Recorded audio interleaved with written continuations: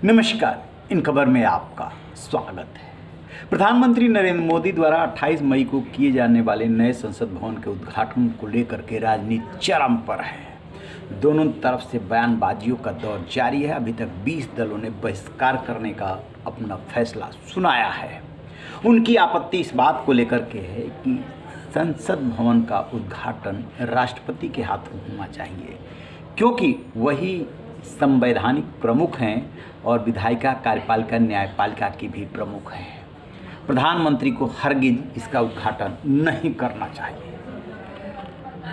इसको लेकर के विवाद बढ़ गया। विपक्ष यही नहीं रुका, इसमें राजनीति तब घुसी जब राष्ट्रपति द्रौपदी मुर्मू की जाति को इसमें ले आया गया कि बीजेपी सिर्फ आदिवासी या अनुसूचित जाति का वोट लेने के लिए राष्ट्रपति बनाती है, उन्हें महत्व नहीं देती है, उनका सम्मान नहीं करती है।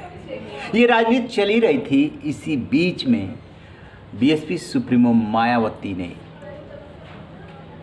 एक के बाद एक कई ट्वीट किए हैं जो कांग्रेस को जाकर के बुरी तरीके से वो ट्वीट चुभ गए हैं। मायावती ने ऐसा क्या कहा कि कांग्रेस को ये बात चुभ गई? दरअसल मायावती ने ये कहा कि बीजेपी का राज हो या कांग्रेस का शासन रहा, बीएसपी जो है दलगत राजनीति से ऊपर उठ करके मुद्दों के आधार पे, देश हित के आधार पे फैसले करती रही है। जहाँ तक नए संसद भवन के उद्घाटन की बात है, वो इसका स्वागत करती है।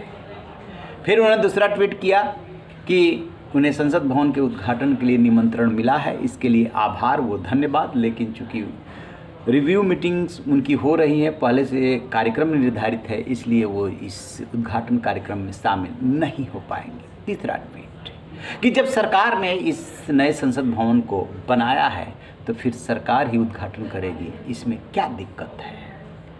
बीजेपी और एनडीए के लिए मायावती का बयान संजीवनी का काम कर रहा है कि विपक्ष का कोई दल इतना खुल करके पहली बार बोला है। यदि एनडीए का कोई घटक दल बोल रहा है या सरकार के स्टैंड का समर्थन कर रहा है तो वो एक बात है, और जो एनडीए का समर्थक नहीं है, एनडीए में शामिल नहीं है, और कोई दल सामने आकर के इस तरीके से बीजेपी के फेवर में बयान देता है तो वो दूसरी बात है। यही बात जो है कांग्रेस को चुभ गई। सुप्रिया श्रीनेत है कांग्रेस की प्रवक्ता, उन्होंने तत्काल ट्वीट किया कि लगता है कि फ़ोन आ गया है, यानी कि उन्होंने तंज कसा। मायावती को ये बताने की कोशिश की कि आप सरकार के इशारे पे बोल रही हैं क्योंकि आपकी कमज़ोर नस दबी हुई है। मायावती के बारे में कहा जाता है कि वो खुल करके न तो विधानसभा चुनाव लड़ पाएँ और न ही और चुनाव, हालांकि लोकसभा चुनाव की वो तैयारी कर रही है। इशारा ये होता है कि कहीं न कहीं जो मामले हैं, जो मुकदमे हैं, जो केसेज हैं, उन मामलों में मायावती डर रही है। बहरहाल मायावती डर रही हैं कि नहीं डर रही हैं तो वही बेहतर बता सकती है, लेकिन मायावती जो राजनीति करती हैं, जो उनका स्टैंड होता है वो अप्रत्याशित होता है और डंके की चोट पे बोलती हैं। इस बात की परवाह नहीं करती हैं कि किसको लग रहा है अच्छा, किसको बुरा, और कौन इसका कैसा इंटरप्रिटेशन करेगा। सो मायावती ने कह दिया कि सरकार ने बनवाया है तो सरकार ही उद्घाटन करेगी, और कौन उद्घाटन करेगा?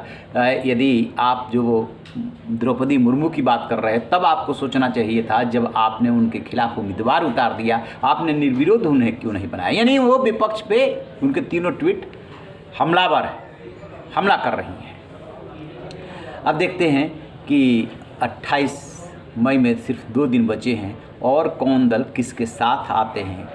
क्या विपक्ष के साथ आते हैं, क्योंकि पहले 19 संख्या थी, फिर 20 हुई, अब खबर आ रही है कि 21 हो गई है कि कौन कौन से दल विपक्ष के साथ जुड़ते हैं और कौन सरकार के साथ आकर के तन के खड़े होते हैं। क्योंकि सियासत की तासीर कुछ ऐसी है कि हर जगह अपनी वो जगह बना ही लेती है। रहिए बेखबर, देखते रहिए इन खबर। Thank you.